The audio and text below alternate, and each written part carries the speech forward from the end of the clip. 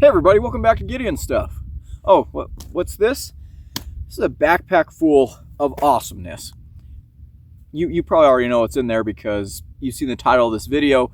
Today we're talking about my 15 favorite fixed blade designs. I'm really excited about this. This is actually my second time recording this video because the first time the video file got corrupted, which sucks a lot. But I'm happy to talk about this topic again because it's a really fun topic. It's a kind of chilly December morning out here in the Chihuahuan Desert, and by chilly I mean it's about 42 degrees right now, so not really all that cold for most places, but it's nice and nippy for out here right now.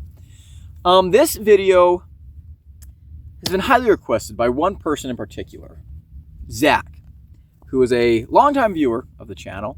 Or I'm not sure if long time. I think he's been around for at least a year at this point. But he has sent a lot of knives to the channel, primarily fixed blades. And he has really broadened my horizons when it comes to fixed blades. And for some reason, earlier this year, I made a video where I was like, my top 15 fixed blade designs. And it sucked.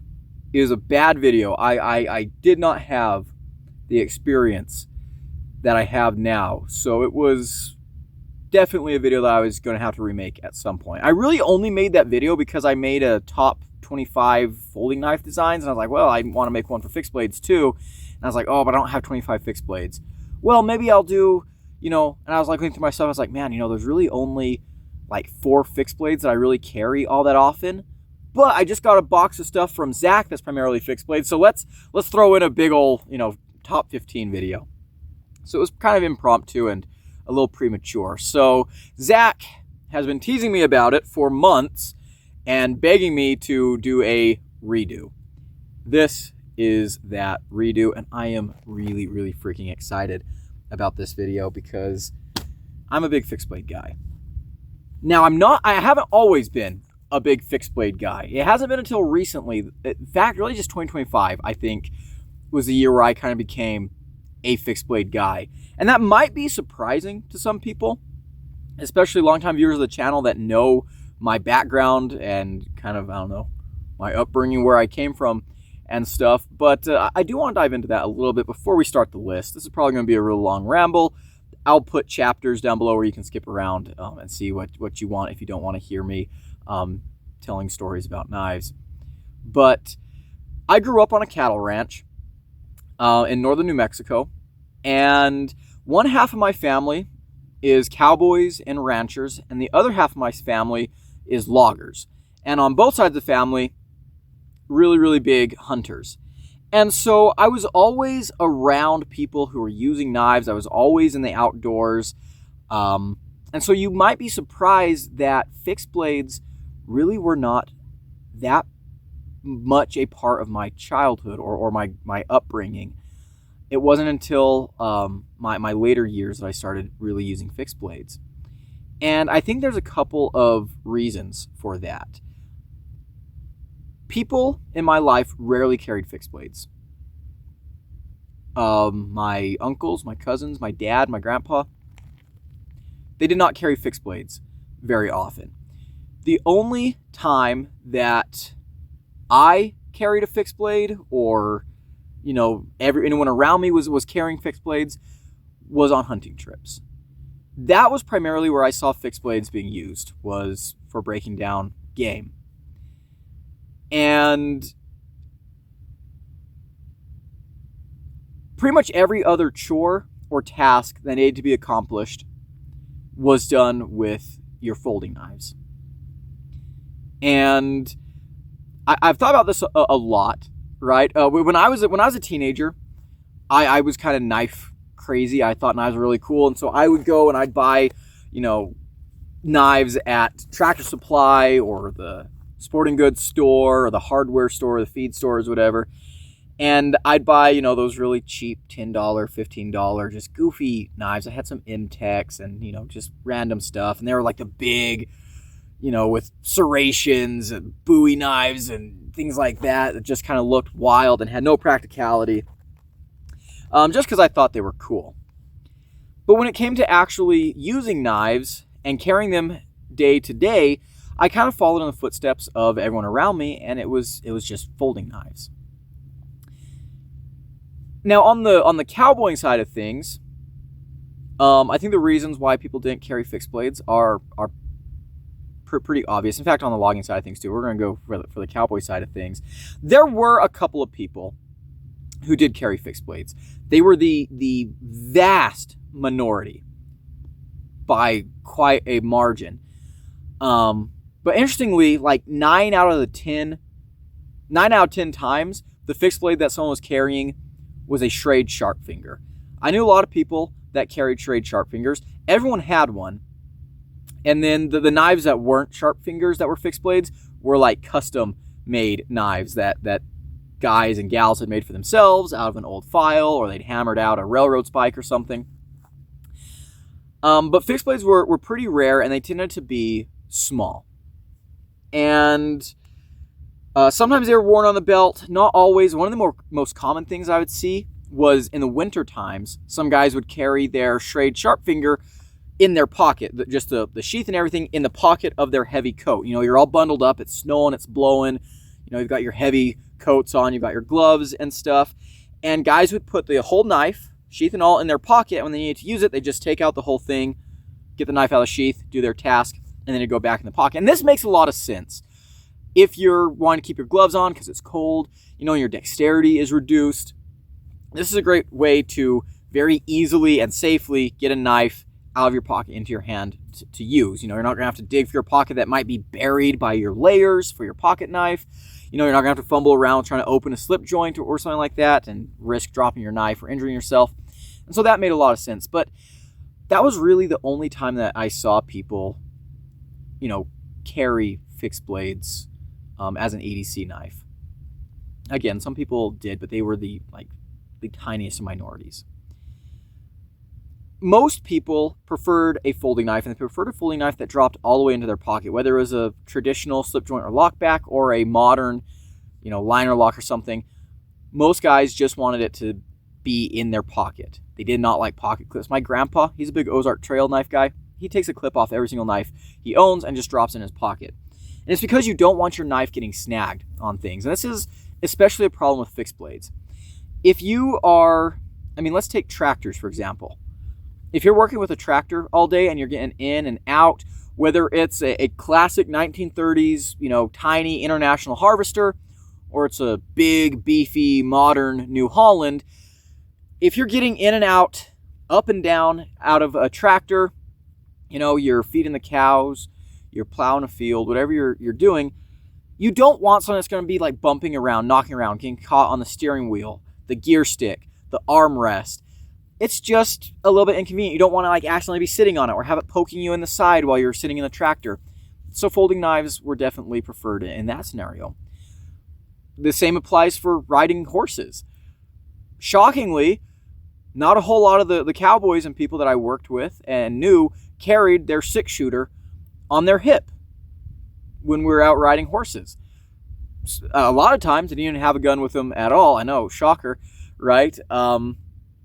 If you're just working around the ranch, you know, a lot of guys didn't carry their gun on them. There was always a gun somewhere, you know, in someone's pickup or in the barn or something in case you had to deal with a rattlesnake or whatever. But, you know, just doing day-to-day work, you know, a lot of people don't really bother about keeping their firearm on them. And then if you are doing a, you know, longer cattle drive, you're pushing your cows in the mountains from one pasture to another, you're bringing them home for the winter or whatever, you might be out there for the entire day, multiple days. Yeah, you'd have a gun with you, but 9 times out of 10, it's mounted on the saddle, where you can still get to it easily when you're on horseback. You can get to it if you're off your horse. And then if you're getting on and off your horse, it's not clunking around while you're riding. It's not digging you in the side or whatever. You know, it just makes sense. And the same applies to your knife.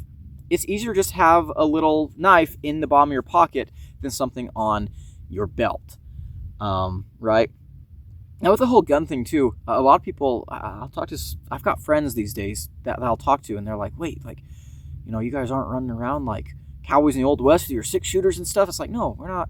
When you're out there moving the cows, we're not shooting our guns in the air anymore to get them to move. You know, you've got a couple of guys with your horses, you got some dogs around, and you just yell at the cows,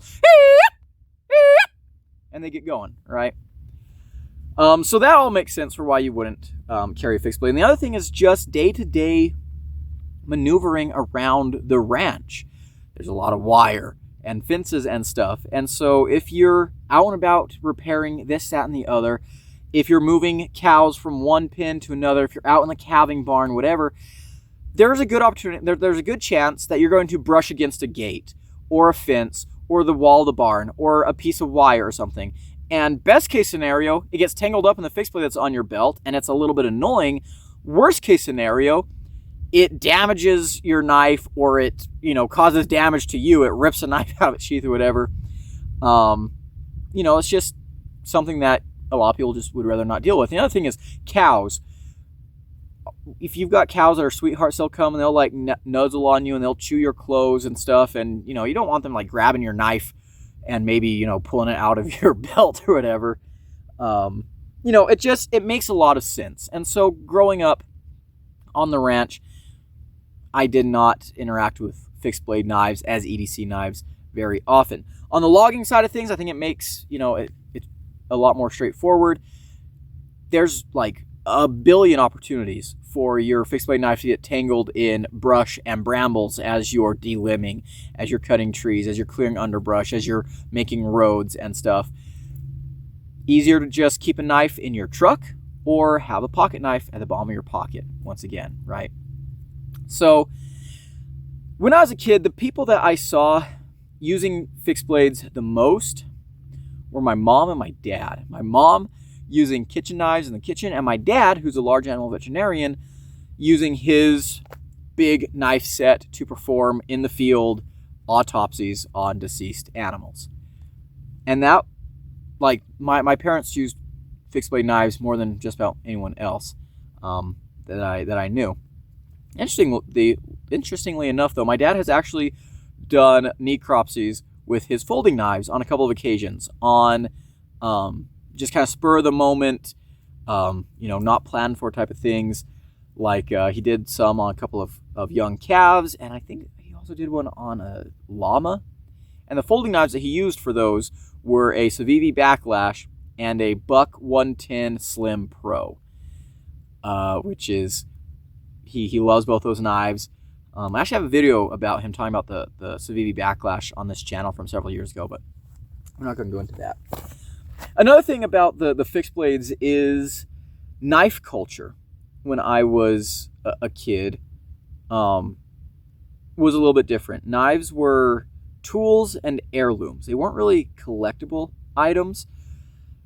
And when it came to like your hunting knife, your fixed blade, there was like a reverence to it almost. I knew a lot of guys who, when it was time for a hunt, they take their knife out of whatever case they have it in. And this is, they leave it in that case until it's time for a hunt. They take it out, they hone the edge, they do their hunt. And when they're done dressing out whatever animal they killed, they clean the knife, they sharpen it, and they put it away for the next hunt. And a lot of guys could tell you exactly, every single animal that knife has cleaned out. They could tell you when and where they killed that animal, what they use it for. The stories are incredible. You'll have guys, yeah, this knife belonged to my dad, and he used it to dress out 3 buck muleys and a bull elk. And I have now used it to dress out 5 deer and 3 elk. And, it's, there's like a reverence to it. There's kind of, almost ritualistic type of thing to it. And so it's just, just one of those things where if you could get your jobs done with your folding knife, you did that. And then your fixed blade knife, most people owned only a few. It was like almost a ceremonial object. It was something that was probably passed down from someone else, and it was used for special occasions, which was, a hunt. And the other thing too, I will say, this is going to be shocking to a lot of people. Most folks that I knew got 90% of their tasks around the logwoods of the camp, or the logwoods of the ranch, done with a folding knife. A lot of guys did carry like Leathermans, and they'd have those in their belt, but that's a much smaller, thinner package than a full fixed blade. Although I did still hear guys complaining about those getting caught on things. So you know, that was just my experience with fixed blades growing up. And the thing that really made me a fixed blade guy was primitive camping and backpacking. When I was 12 or so, I went to Boy Scout camp out in the Sacramento Mountains of southern New Mexico. Camp Wahinape, shout out to them. And I took the wilderness survival class. I did a couple of merit badges out there. Let's see, we went out there for 2 years, and I got my rock climbing merit badge, first aid merit badge, rifle merit badge, archery merit badge. I got my swimming merit badge, but I didn't do all of it there at that camp. But there's a bunch more. I can't even remember what all of them were. But my favorite one was my wilderness survival merit badge. And as part of that, we hiked out away from the camp, out into the woods, and we all had to build shelters. And then we went back to camp to do, other stuff that evening. And then that night, we all went back and we had to spend the night in our shelters that we'd made. And I loved that. Even though I completed that merit badge my first year, I did the class again the second year just because I loved it so much. And I did not stick it out with Boy Scouts, but I have always loved primitive camping. Ask anyone who goes camping with me. I rarely use a tent. Most of the time, I will cowboy camp, where I just put my bedroll on the ground and sleep by the fire. Or I will build little shelters. And of course, having a good fixed blade is very, very important to that. I got into bushcraft really big when I was working as a cowboy out in the Rockies. And that was in my, my late teens, early 20s. I'm still in my early 20s, but and then, especially this year, I've gotten really big into backpacking.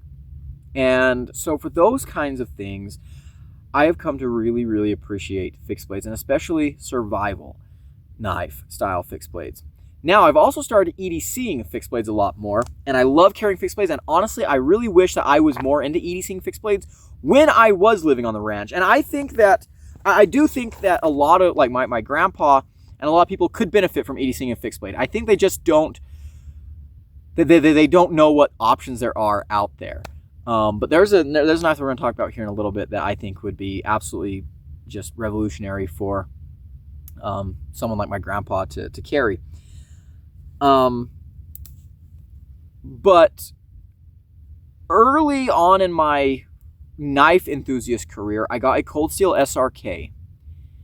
And that was a knife that I started to learn bushcraft with. And that was a knife that I started to, do a lot of my primitive camping with.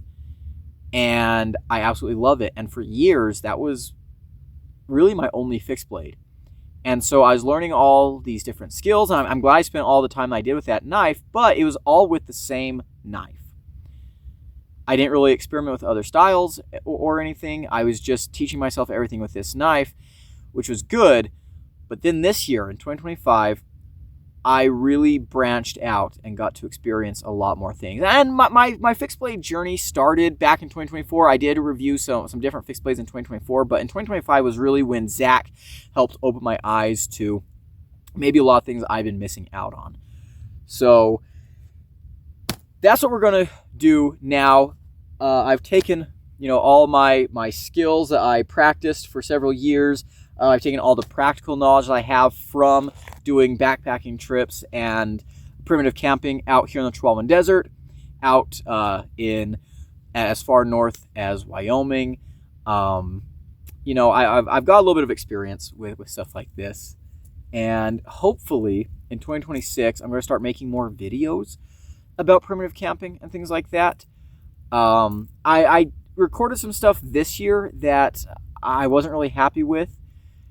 It's harder than I thought. Most of the time when I do my primitive camping trips or a backpacking trip, I got to take, an entire weekend, make sure I've got time off work and stuff. And when I'm out there, it's really just about enjoying it, but it's a lot of hard work too. And so if you're going to be comfortable, if you're going to be safe, you've got to be, you know, on the top of your game. You've got to be, you know, doing what you got to do. And sometimes just filming that isn't super easy. But in 2026, I'm hoping that I can start to share more of that, because it's a big part of what I do. And it's something that I would definitely want to share more of.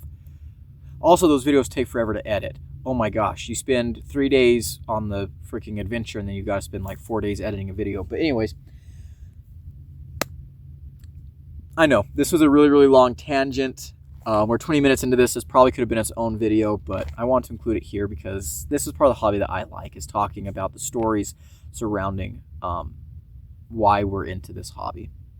So now that you know a little bit about where I come from, and now that you know a little bit about my personal usage with fixed blade knives, let's go ahead and get into the list. Psych! We're going to do honorable mentions first. You thought this long-winded airbag was going to jump into the actual list 21 minutes in? Come on, come on.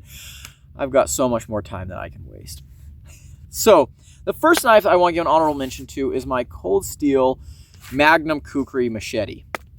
I love this knife, and this goes camping with me a lot. Machetes were not a big thing up north where I grew up. I will say, okay, bushcraft was something that I was exposed to as a kid because, again, a lot of my family is loggers and hunters, and so, like, knowing how to handle yourself out in the woods, building a fire and things like that, that was always a part of my growing up. But in the woods of the Rocky Mountains of southern Colorado and northern New Mexico, hatchets were the big thing. I was taught how to survive in the woods with a hatchet or a camp axe. I actually know a lot about axes. I'm surprised I don't talk about axes that much on this channel. I know a lot about axes, from, you know, the difference between different types of hatchets, to your camp axe, to your double bit or single bit axes, your felling axes, your delimbing axes, stuff like that. But I was always taught for wood survival to rely on a good hatchet. And so, yeah, you know, I could build a fire out in the woods with a hatchet. You know, that was something that was definitely everyone had at least one axe in their mountain buggy. Everyone took an axe with them on their hunting trips and stuff. That was what I was taught, was my wilderness survival friend. Your hatchet is for survival. Your knife is for breaking down game, right? Here in southern New Mexico, machetes are also, I wouldn't say they're like common, but they're much more common. A lot of people use machetes to clear scrub around their farm, around just their property. You know, these work really, really well for clearing out mesquite and creosote and things like that.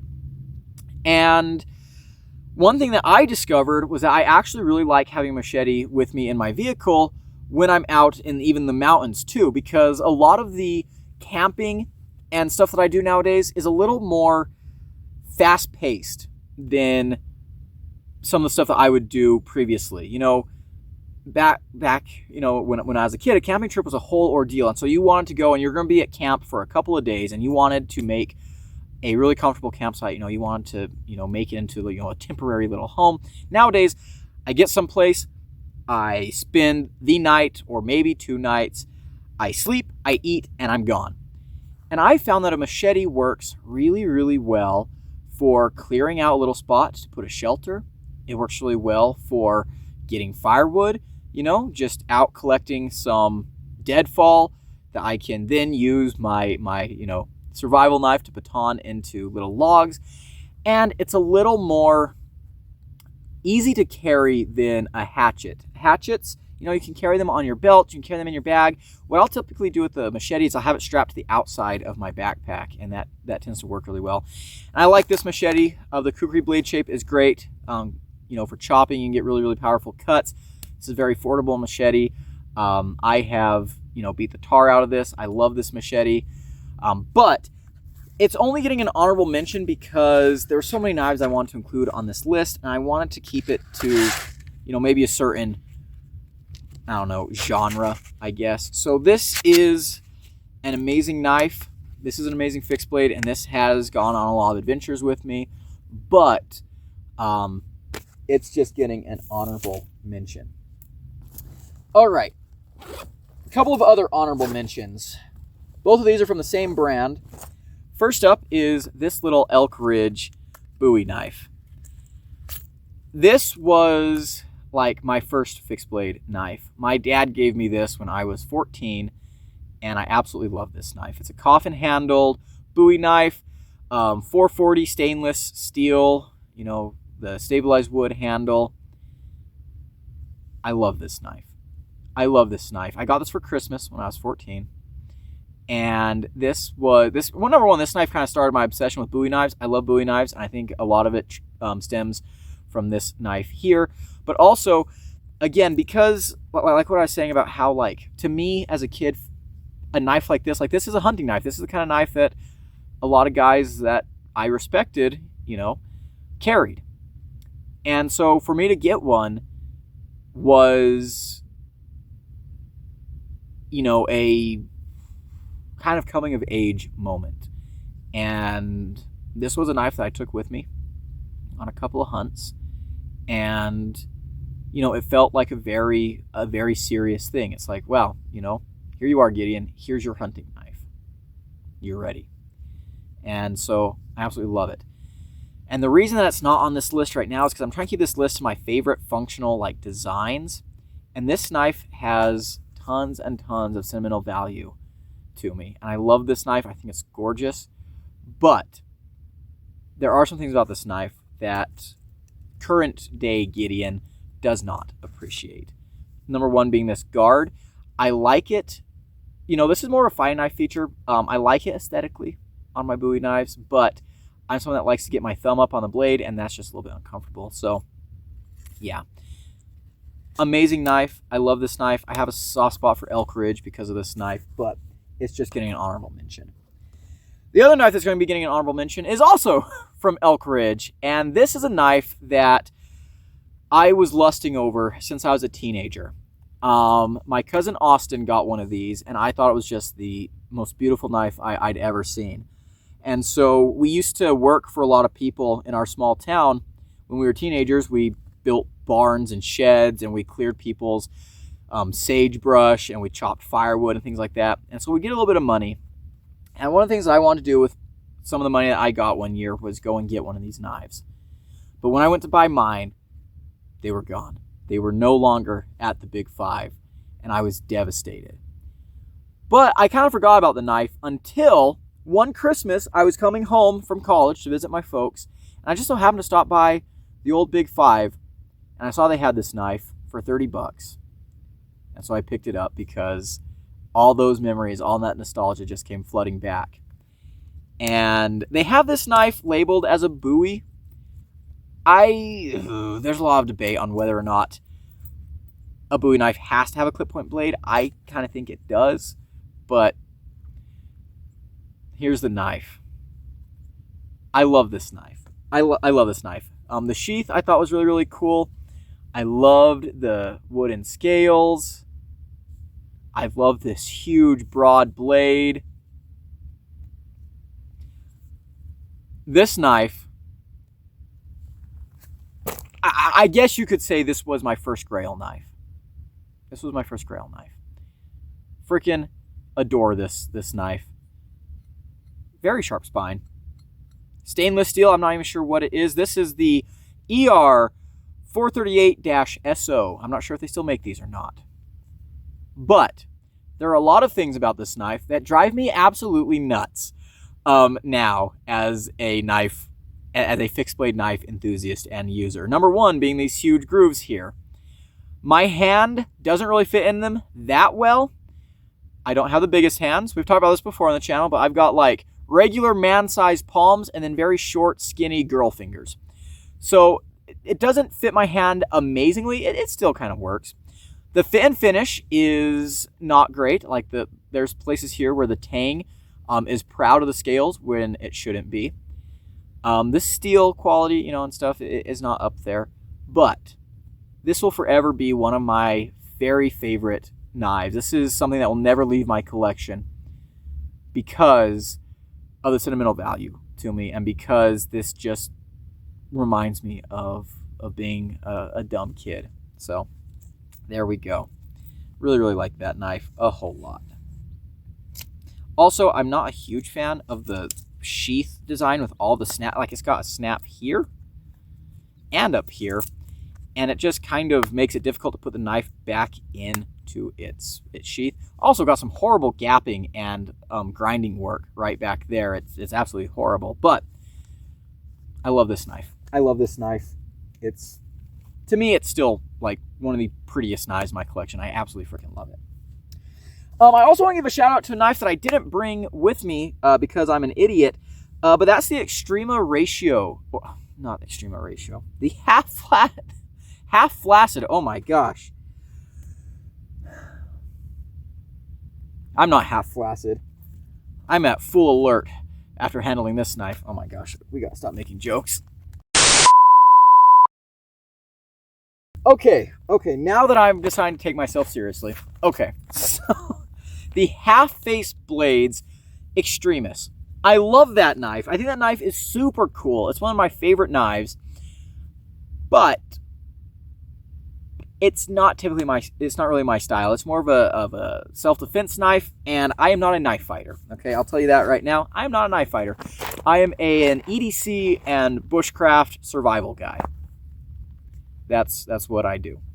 Okay, let's go ahead and with those out of the way, let's jump into the actual list. And these are not in any particular order, I don't think. I'm just going to kind of pull them out and talk about them as we go.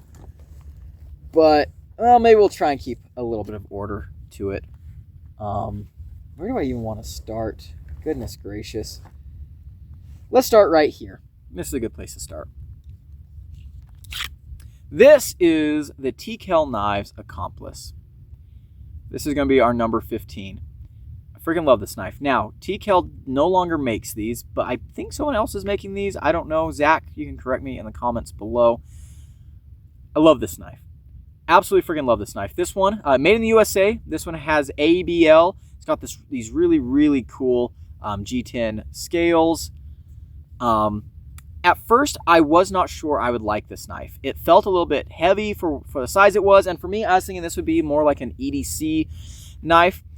What actually happened was this became one of my go-to knives for shorter adventures or shorter hikes, because this is light enough to be a good hiking knife, but it is big and robust enough that if shit goes wrong, I've got a pretty durable tool here that I can be on and, get a fire going, get some kindling made, get a shelter made, things like that. This is a really, really cool knife, and I've actually come to really like this style of fixed blade. I think this is kind of aimed at self-defense, but again, for me, this works really, really well as a EDC / hard use fixed blade.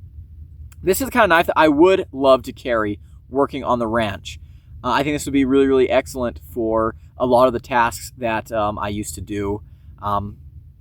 Cutting irrigation tarp, hay string, things like that. Like this is a really, really awesome knife. And the ergos are just incredible. They're so neutral. I love this straight clip point blade. It's got a bunch of belly. This is the kind of knife that I think could be plugged into a bunch of different roles, everything from hunting to survival to self-defense to EDC. ABL steel on this one, if I didn't already mention it. And yeah, I've just beat the crap out of this knife. That tends to happen. If I like a knife, I'll beat the crap out of it. The sheath, very good, snappy taco style Kydex sheath, or pancake style. I typically prefer taco Kydex, but this is one of the best pancake style Kydex sheaths ever. And the clip that it comes with from the factory, I thought I was going to hate. I actually like it a lot. This knife is very easy to carry. It's pretty dang slim. This is definitely a knife that I absolutely love. Every minute that I spent carrying this knife was enjoyable. It's a great, great knife. All right, moving on. Yeah, let's go here. This is the Exodus Knife and Tool Jackalope. And this knife I love for a couple reasons. Number one, it's just really, really fun. I love the red Cerakote. I love the tie-dye scales. I love the red Kydex sheath. I also like, it comes with this little like belt slip, which these are hit or miss for me. But you can also put on one of these leather affairs to, carry it more traditionally on your belt. I love the ergos on this knife. Nice and contoured. And this fully flat ground S35VN blade is excellent. I wasn't sure how I would feel about this knife, to be completely honest with you, because to me, I was like, that's kind of long. That's a big package for like just an EDC knife. I don't know if this would be something that I would really like to carry and use on, like my outdoor type of adventures. But what I found was that kind of similar to the Accomplice, but not really. This is a great knife for short hikes. This became my go-to for just like kind of afternoon/day hike type of stuff. This is also a good knife for just general camp tasks. If you preparing food around camp, if you're dressing out fish or small birds or something, this works great for that application. The S35VN I think was a great choice. That's my favorite steel. The build quality from White River is really, really excellent. And I just found myself really, really enjoying this knife. And I did carry it. Like, I do EDC this knife every once in a while. It's very loud. It's very bright. This is the kind of knife that I like to EDC when I'm with, like, my buddies because they always ask about it. This is not typically something that I would carry with me every day just because it does draw so much attention. But just a really, really fun knife. And I think one of the reasons why I like it so much is because it's fun. Jackalope. Obviously, in the Southwest, jackalopes are a huge part of our iconography and our culture, but I think this knife is really, really fun. And to me, a knife that is fun and then surprises me with how much use I get out of it is an instant winner. Again, I didn't think I would like this knife that much. I was like, oh, it's a steak knife. But I ended up really, really enjoying this knife. And yeah, definitely go check out Jacob E. Peterson's channel and stuff. I'll link him down below. Fun channel to watch. He's the designer of this knife, so yeah, go check that out. Had a lot of fun with that knife. A lot of fun. Next up, let's go here. This is a knife that I've had for a while. This was one of the first knives that I got when I wanted to start EDCing fixed blades, and I got this back in 2024. This is the CRKT Razel. Fixed blade Razel. I absolutely love this knife. I think the build quality is exceptional, which is not something that you always say about CRKT, although they are getting a lot better. I love the red accents. You got the liners and little pins there. The ergos work out really, really nicely for me. You got good jimping up here on the spine. And this Razel blade is really, really fun. This is a knife that I carried. This was one of the... I carried this knife my last year out in... Did I get this knife in 2023? Yeah, I got this knife in 2023. I carried this knife my last year working out as a cowboy in the Rockies, and I got a ton of use out of this knife. A ton of use. That chisel blade there is so useful for scraping, but also just push cuts. Like if you want to just like crunch down something like that, like the plastic straps that, tie up bundles of T-posts and stuff. I just got a lot of use out of this knife. I really liked it. I think my card is really, really good. This is a knife that I think is just incredible, and it's a great size. My biggest problem with it is the sheath. We got this little clip here. It is nice and flat and stuff, but it's not the best pocket carry knife.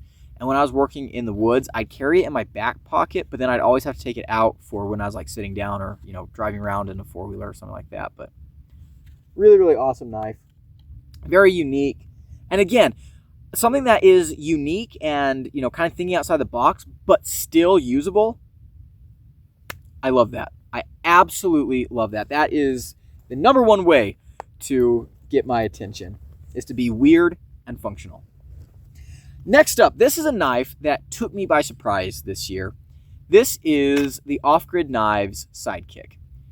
I freaking love this knife. I freaking love this knife. This is one of the most comfortable knives I've ever held. Like, this pistol grip just melts into my hand. I love the jimping down right here where the spine kind of swoops down. Great place for your thumb.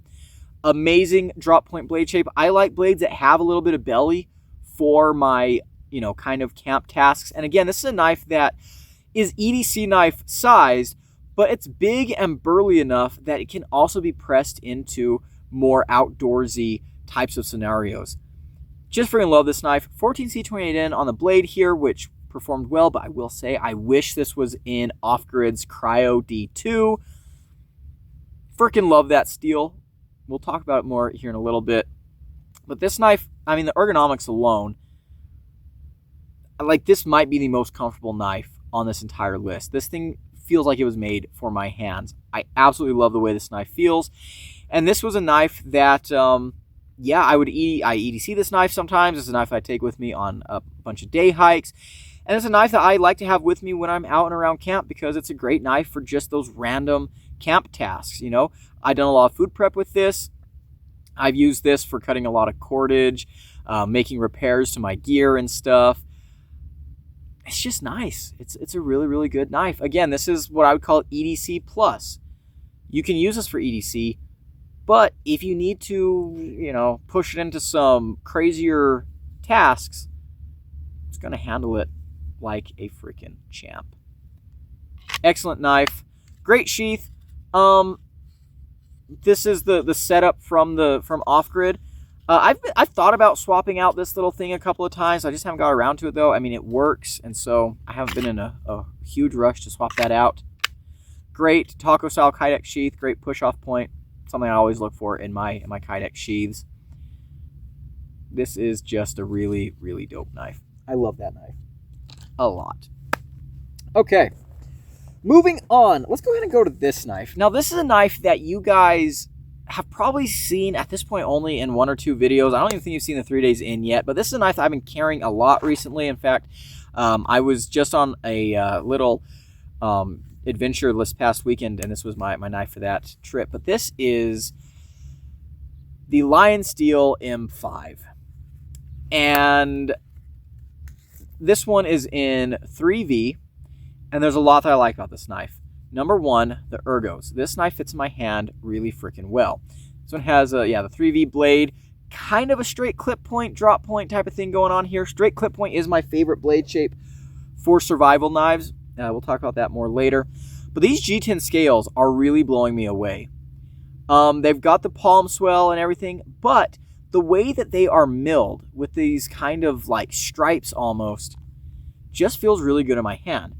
The spine of this knife is crowned, which is something that the Italians love to do. It's crowned all the way down the tang, and it leads to a really, really comfortable knife. Not great for, striking a ferro rod, but I'll forgive them this time. Excellent plunge grind. I just love the size. I love the shape. This knife has really, really been working its way into my heart. Every time I carry this knife, I love it more and more. And again, I have not had as much experience with this knife as all the other knives on this list. But, I mean, the experiences I have had with this knife have absolutely impressed me and blown me away. I just freaking love this knife. It's incredible. It's absolutely incredible. And I can only tell I'm going to like it more and more as I keep using it. It cuts really, really well. And again, it's just a good size, and those ergos really, really sell it to me. Now, the sheath here is fine. It's a well-made, it's a quality leather sheath. I'm not always the biggest fan of leather sheaths, which is crazy to say because, I mean, I love them aesthetically, but functionally, a lot of times I'll prefer Kydex or injected plastic. Also controversial, sometimes I prefer like Securex sheaths from Cold Steel to a lot of Kydex sheaths, but whatever. It's just a really, really awesome knife. Freaking love that knife. It's a cool one. All right, next up, let's go to, actually we'll save that one. Let's do this knife here. This is one that almost didn't make the list, but the more I thought about it, the more I was like, yeah, this one just has to. And this is my Artisan Sea Snake in my custom-made, horrible, disgusting leather sheath. This is designed by Michael Imler. and I love this knife. This, to me, this was a knife that kind of redefined my view of carrying a fixed blade for EDC. I am not a huge fan of Wharncliffe blades, but this is my favorite Wharncliffe that I've ever used. I love how it functions like a claw. This knife is so small and so slim.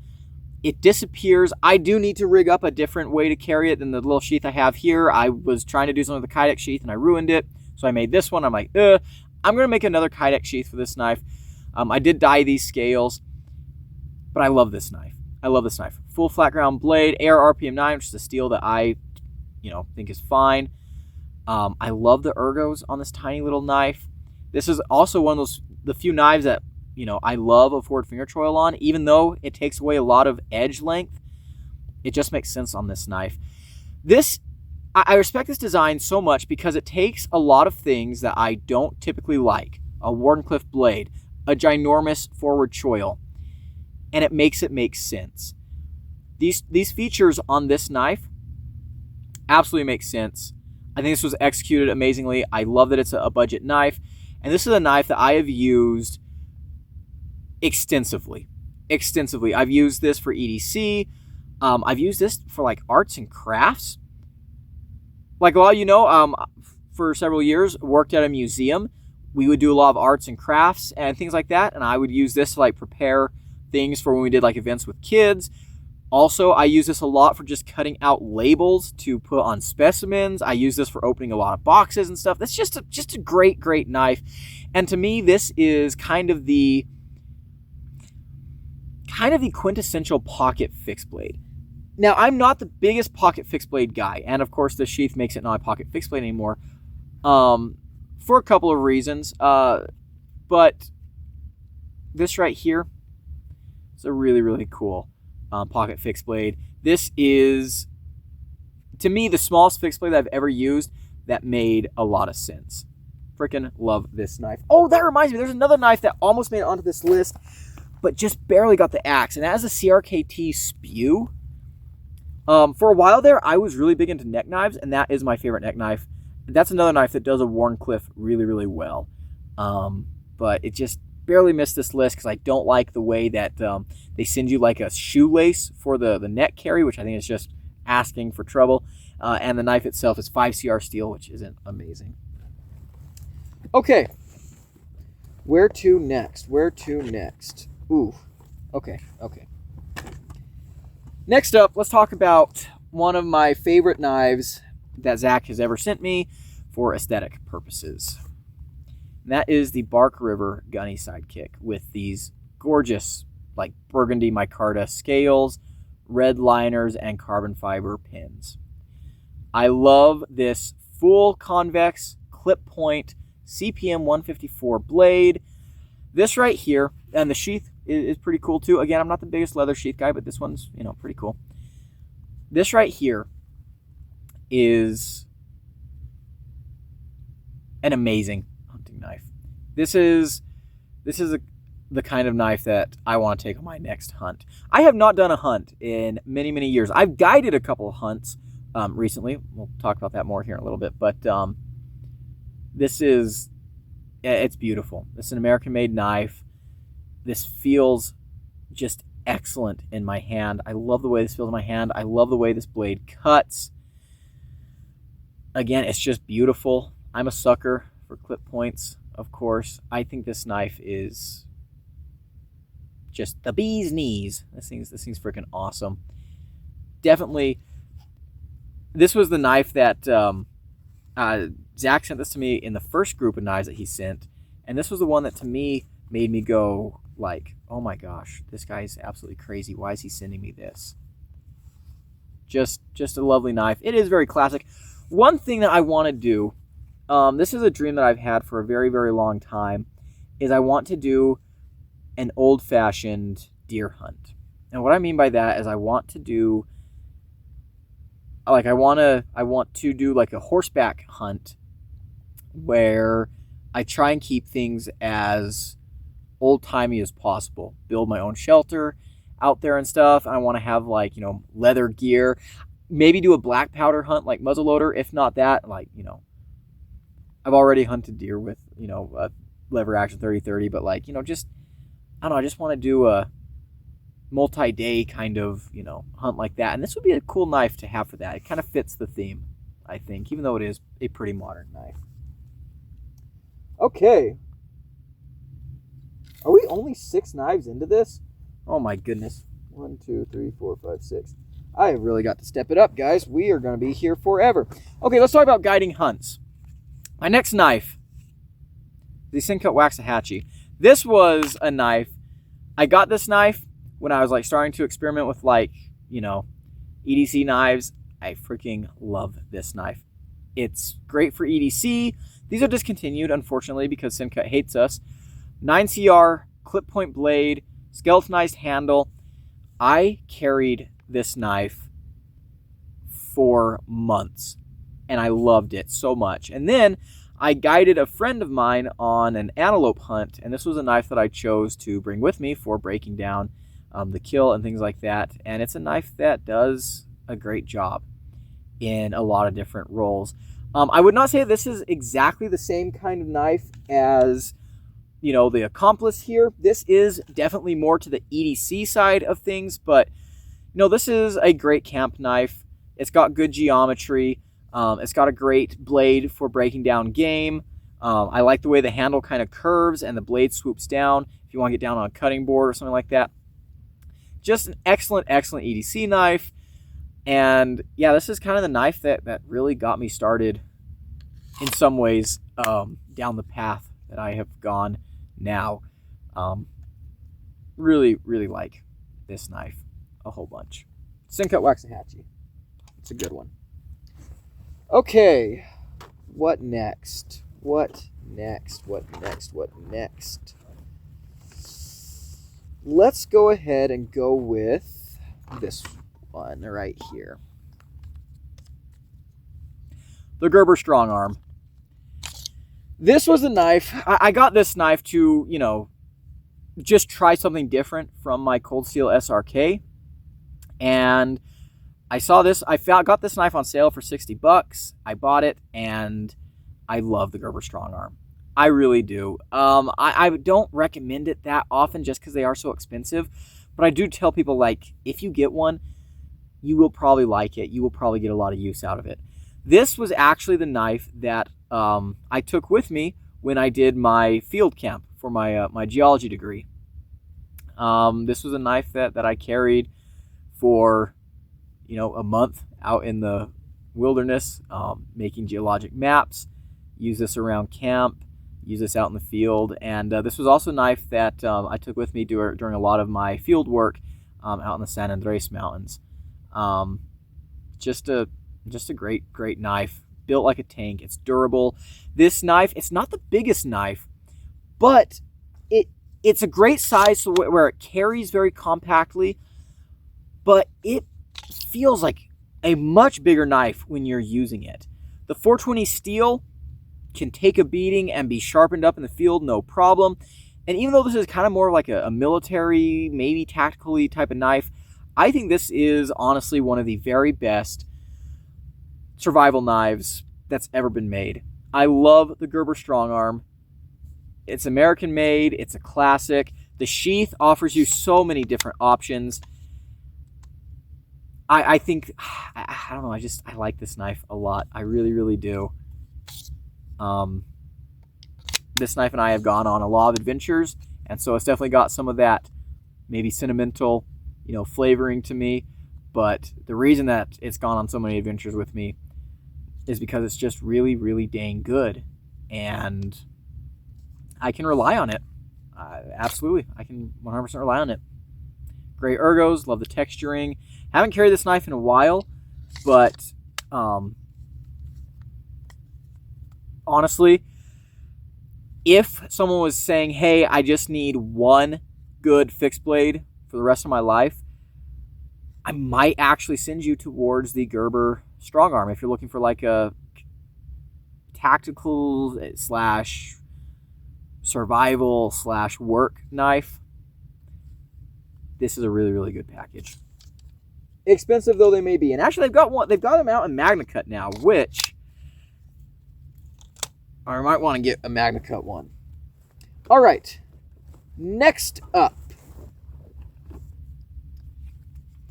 This is the Very Good Knife Company Hornet. And this knife, for me, completely redefined what a small fixed blade can be capable of.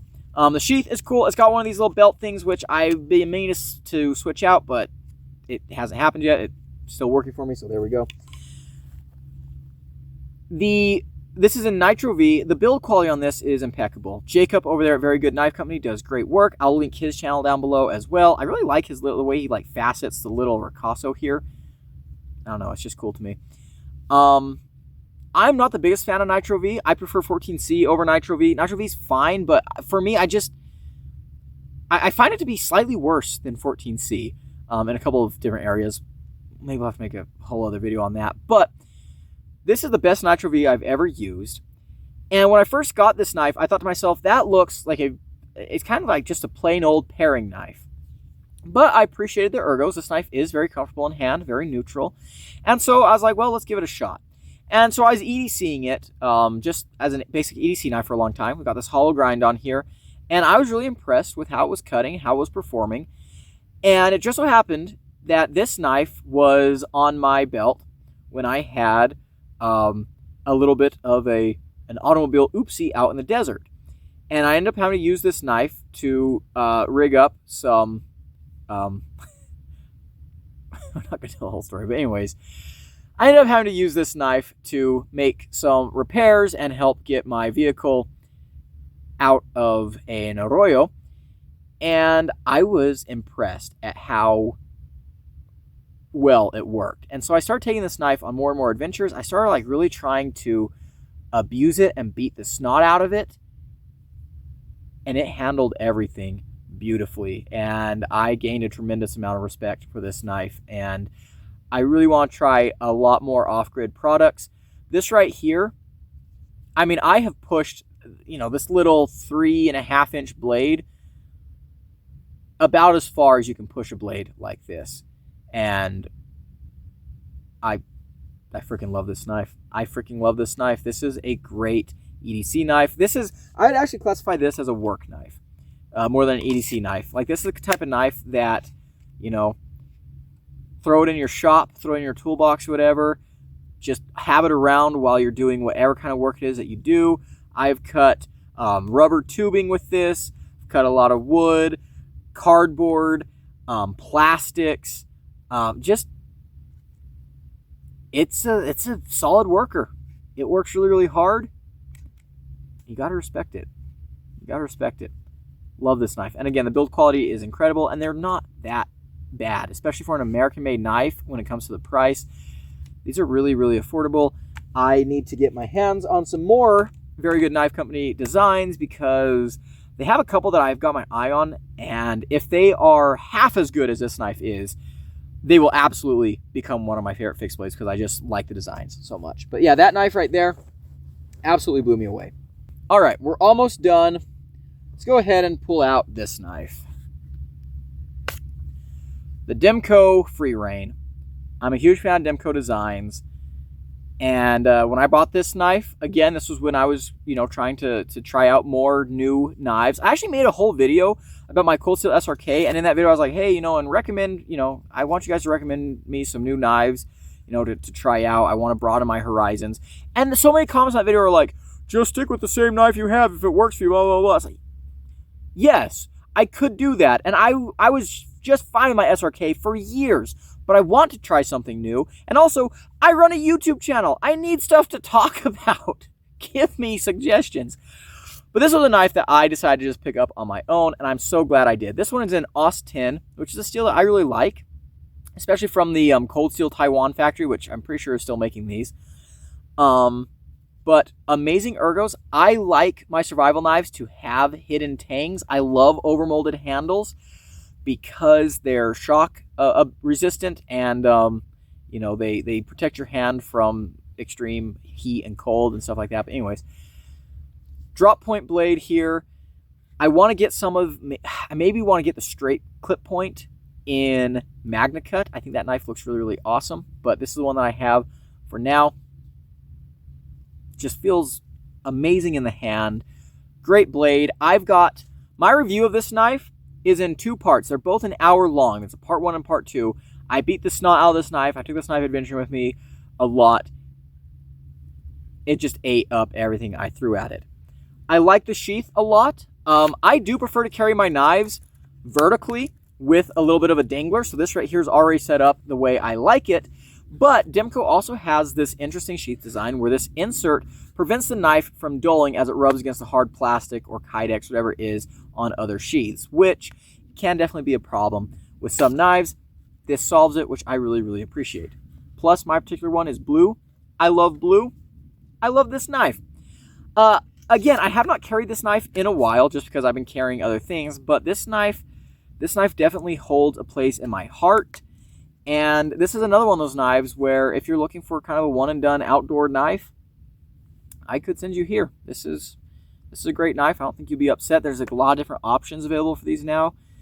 And if I ever lost mine or had it stolen or whatever, I would get a new one for sure. Love this knife. Okay. Oh, I got a piece of rhyolite going up my butt. Ah. All right. Next up, let's go here. This is the Cold Steel SRK-C. This is the small version. I got this knife this year, and you're not going to. This is going to be the first review that you guys see in 2026. I love this knife. I love this knife. And I think last time I made this video, I included the SRK-C and the SRK in this, like, I was like, oh, you know, they're the same spot. It's just, you know, pick your poison. This is a very different knife than the SRK. They did not just, like, give it a shorter blade. They changed it in every dimension. And this knife feels very, very different from your bigger SRK. And I love this knife. It feels a little more like a tactical knife than the SRK, which at first I thought was going to be like a, you know, maybe a turnoff for me. But this is an absolute beast of a mid-size survival knife. This is, you know, kind of in the same size range as your Gerber Strongarm, and I think this absolutely competes right there with it. This one's an SK5 steel. I've also got one in CPM 3V. This is the one that I was testing and abusing throughout most of the year. Love this knife. Absolutely love this knife. It's lightweight. It's easy to carry. I like Cold Steel Secure X sheath. I've never had an issue with the way Cold Steel does these sheaths. I like them. This knife has gone all over the place with me. It's been on adventures to Arizona and Utah and everywhere in between. And it's just, you know, I've beaten the crap out of it. It's a great backpacking knife because it's so small and lightweight that's easy to carry. But man, it packs a punch. You can do a lot with this knife. You can build shelters and fires and just wail on this thing. I love it. I absolutely love it. I was actually shocked at how good this knife is at batoning. And you guys will see that in the full review. But I was stunned. Even though I'm a huge fan of the SRK and I've carried one for years, I was still shocked that the smaller version is as good as it is. Straight clip point blade, again, that's my favorite blade shape for an outdoor survival knife. You can do drilling tasks. You got a really, you know, kind of acute but robust tip. It's great for thrusting. You've got nice straight. You've got some belly. Just a great blade shape. Saber grind, which I like a whole lot for this particular application of knife. You got those amazing ergos. You know, great texturing on this knife. It's just it's a classic. Plus this one here, I got the all black one to remind me of my OG SRK that was all black that got stolen from me several years ago, which is still something that bums me out quite a bit. But I love this knife so freaking much. So freaking much. Okay, are we down to, we've got 3 more to go. And actually one of them is on my belt right now. This is the newest knife of the bunch. But I've been carrying the snot out of this knife, and this is a knife that is, I don't know how I was living without it. And that is the White River Ursus Cub. And as you can see here, yeah, again, when I like a knife, it gets beat up. I use a snot out of it. This one's in MagnaCut with the Serape micarta scales. I love the ergos on this knife. I love the size. It's got a little fire rod there on the sheath. The sheath is fine. This is a knife that I think would revolutionize my grandpa's EDC. This is such an amazing knife. It's small enough and slicey enough to do basically any EDC task that I need, but it's also fairly big and you know, robust.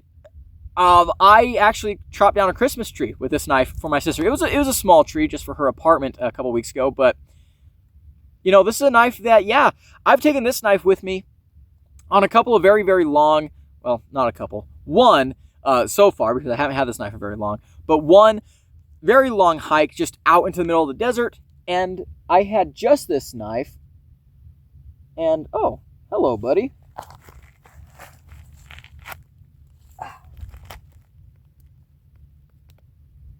Very cold and lethargic grasshopper. Kind of a small one. They're all dying off right now because it's getting cold. And it's funny, towards the end of the year, they start to lose their color. Normally they've got like bright yellows, greens, and reds. And you can see this guy is kind of got a purplish underside and then kind of black and gray on top. But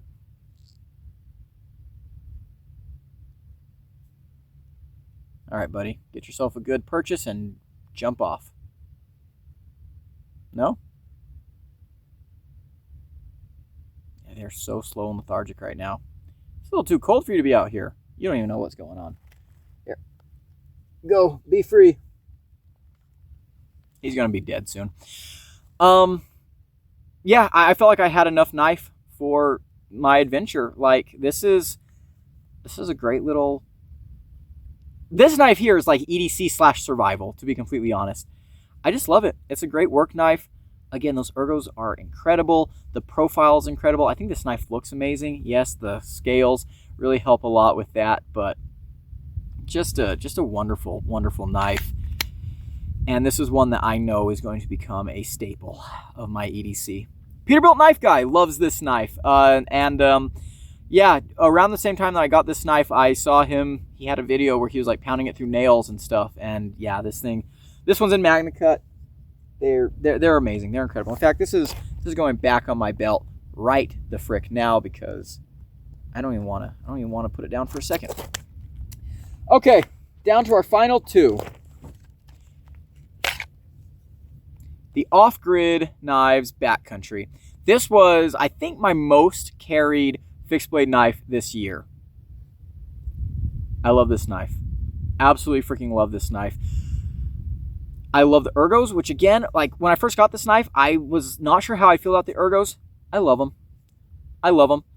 This knife fits my hand so well. The Cryo D2 blade here, oh my gosh, Off-Grid, your D2 is so freaking good. This is my favorite D2 that I've ever used. And I'm someone that is a D2 fan. Like, there's a lot of crappy D2 out there. There's a lot of really, really awfully heat-treated D2, but good D2 is phenomenal. And this is the best of the best that I have personally used. Freaking love this stuff. It's hard, but it's tough. Like, it sharpens really, really well in the field. I don't know what they did with this, but it's damn near magical. I just freaking love it. Love the texturing on these scales. I love the little 6-shooter revolver bolts. Recurve blade here. Great recurve. It's enough recurve to be noticeable and usable. This recurve is functional, but it's wide enough that you can sharpen this very, very easily with a Work Sharp field sharpener. Like, if you're scared of recurves, get one of these. It's great. I love the way the blade is swedged. This drop point is just awesome. This right here is a phenomenal survival knife / bushcrafting type of knife, right? This thing is just amazing. Love the sheath. You guys, I have a review of this out. It came out a couple weeks ago. And actually yesterday, you guys would have seen the review of the budget version of this knife, which, spoiler alert, I did not like very much. In fact, I kind of hated it because it took a lot of good things about this knife and just shat all over them. But watch that video because I have a side-by-side comparison between this knife and that knife, batoning and cutting and stuff, and you can just see the night and day difference between the two. This knife is just phenomenal. This is a knife that's never leaving my collection. This is a staple of my outdoor EDC now. Zach has said that he wants this to be the new knife mascot for the Gideon Stuff channel, and you know what? It very well could be. It very well could be if it wasn't for the #1 knife on our list. And this is my favorite fixed blade design, and it has been for a long time, and you guys knew it was coming. The Cold Steel SRK. This is my 3V one. I do actually also have my SK5 one here. You can go with either one. I love this design. I really wish I still had my original one that got stolen. Rest in peace. To me, this is the perfect fixed blade design because I think this walks the line between like survival and bushcraft just beautifully. It's robust and durable. You've got a really comfortable handle. This thing actually chops surprisingly well. Again, that straight clip point blade is just phenomenal for any kind of outdoor task that you might find. You guys might notice that I don't have any Scandi grinds on this list, which is weird because I do like bushcraft, but I don't know. I do a lot of bushcraft. Saber grinds are my preferred knife grind in this genre because I do bushcraft and survival. Like I want my bushcraft knife to also be a survival knife because, you know, if shit hits the fan while I'm out in the desert or out in the woods or wherever I am, you know, I want my knife to be versatile enough for survival and things like that. And yeah, the SRK it's just perfect. Honestly, I love this knife. I've never had a problem with this knife design. I think everything about this knife just works, and it's just amazing. It's not a huge knife. Like it's a big knife, but it's not disgustingly heavy. It's very lightweight, actually. It's very nimble for a knife of its size. It's big enough to be a big knife, but it's small enough to be the knife that you have on you when you need it. And I absolutely freaking love it. I absolutely freaking love it. This is my most recommended knife. I think everyone should have an SRK. Get one of the budget ones. You can buy one of the SK5 versions for $45. That is like one of the very best deals in the knife world, bar none. The SRK-C you can get for $30. Buy an SRK, buy an SRK-C. Again, like they are very different knives. I was shocked at how different these two knives are, but they're both great. Get one. I implore you, get one. If you don't buy any other fixed blade, get an SRK. They are just phenomenal. They work hard. They're just really, really solid. What even is there left to say about the SRK? I feel like I've got multiple videos talking about this knife and how much I love it. And this 3V version, I've definitely really enjoyed carrying this year. This was the one that I got to, you know, a while ago. This is kind of the replacement for my original one that got stolen. I love the SK5 steel, to be completely honest. The 3V is quite an improvement. I'm not going to lie, but the SK5 does just fine, especially for this price bracket. God, I just love this knife. And I probably will end up with more SRKs. I'm not going to lie. I want to sand my version.